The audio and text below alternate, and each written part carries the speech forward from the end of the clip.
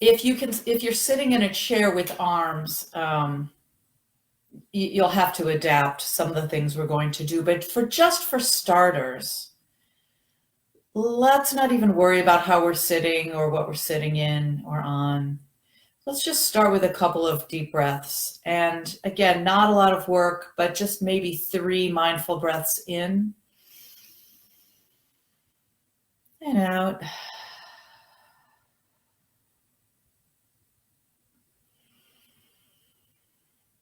In through the nose if you can, and easily out through the mouth. Letting that jaw relax open on the out breath. One more.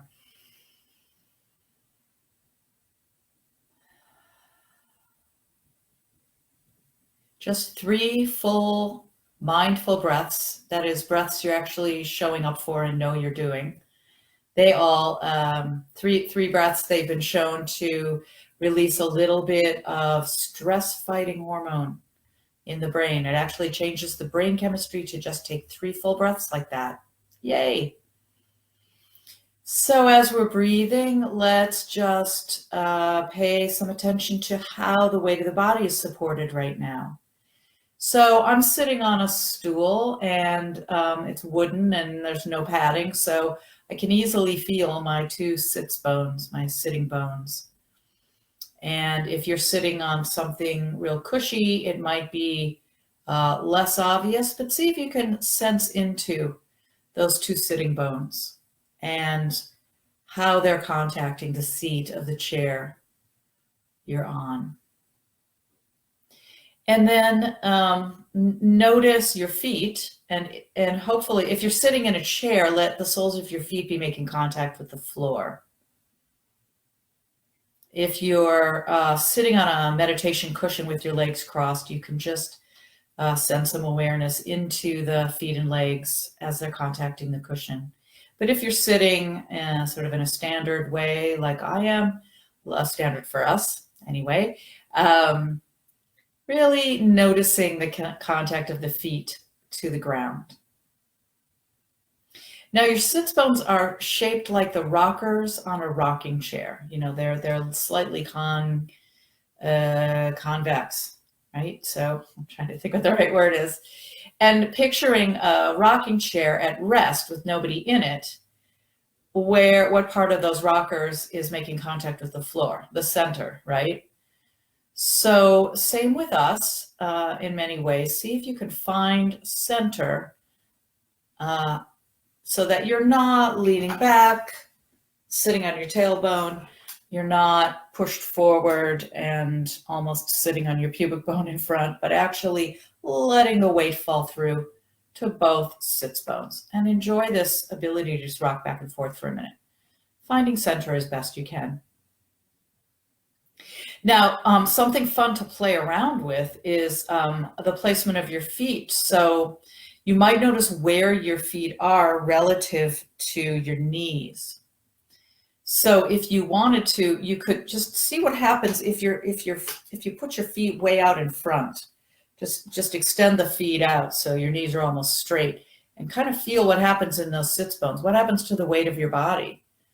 For me, it's starting to fall forward, and I really have to press into my feet and a little bit in my lower back to keep from falling forward. Now move your feet, tuck them so they're really more under the seat of the chair, and see where the weight goes. Kind of the same thing. I'm actually sliding off the seat of my chair right now in a different way, but still. And then now just place your feet so that they're sort of pretty much right underneath your knees. Maybe your legs are making kind of a 90-degree angle. And just notice. And so you can play with this. You can play with one foot stuck out, one tucked back, both tucked. Just feel where now it is easiest for you. It might be different than it is for me, but easiest for you when you place your feet. What makes it easiest to stay balanced and centered on those 2 sitting bones against the chair? I'm just noticing now what happens when we change the placement of the feet. Just a simple change like that can make things easier or more challenging for the body. And you get to choose. You get to choose how you want it to be. Now, the other thing about sitting, and you know, we talk about this in meditation. We start every meditation with talking about sitting in an upright but relaxed position. And this can be a little bit confusing because for many people, sitting upright means holding or pulling up, and relaxed means collapsed. So I'm going to turn to the side here so maybe you can see me from the side a little bit better. You know, when you think about rising up through the spine, you know, what do? You might be like most people, and that is like you're going to lift your chest, right? And the chest is certainly rising, and there's certainly some sense of pulling up, but you know, now my back is really arched here, my sacrum is sticking out and back, I'm compressing. Worst of all, I'm compressing right back here where my diaphragm is, and I can't breathe. So I'm gonna let that upward pull go. So what's the alternative to that? Gee, if I don't pull up, do I just relax down? Okay, well, here's slouch, right? Some of us are pretty comfortable with this, slouch. So let's try something. Instead of pulling up to come out of the slouch or collapsing down, let's just see what happens if we very gently and gradually let the top of the head move up toward the ceiling.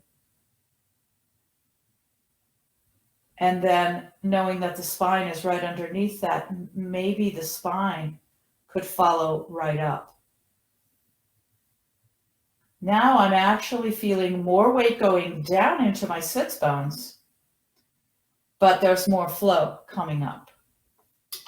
So you get to play with that too, playing with how you're sitting, whether you're collapsed forward or using a lot of effort to come up, or can you simply allow this balanced sitting?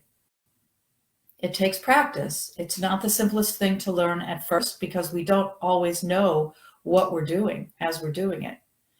And things feel funny, and maybe things feel slouchy when they're not, or whatever. So just explore, like asking some questions like, where are my feet relative to my hips? Where are my hips relative to my shoulders? How's my head at the top of my spine? Just letting everything be relational. I'm taking a really, really valuable and interesting class on the science behind Alexander technique right now. And I'm reminded through this course that posture is a process. It's not a position that gets held. It all depends on the relationship of each part to the others and how we maintain a position. How we're maintaining this sitting position, for example, involves movement and shifting. So I can even feel my body shifting as I'm sitting, or maybe it's back and forth. But just knowing that sitting is an activity and there's a process that's happening that's maintaining this upright posture.